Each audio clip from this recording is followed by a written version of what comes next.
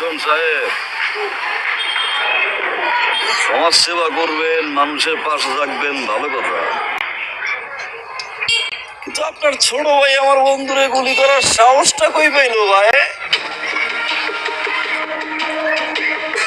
আমি তো ভাবতেছি আমি বিরনের সামনে বসে এভাবে কথা বলার সাহস তুই কই পেলি? কে দিছে সেই সাহস?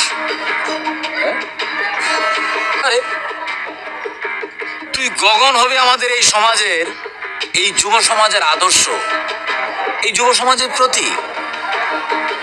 কিন্তু আপনারাই বলেন, ওকে দেখে কি তাই মনে হয়? ওর আচার ব্যবহার দেখে মনে হয় ও একটা আস্ত বেয়াদব, তাই না?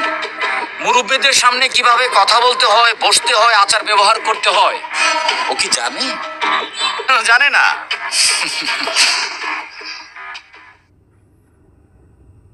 আমি বীরনের শহরে গিয়ে তুই কি ভুলে গেছিস? তোর মনে রাখা উচিত ছিল।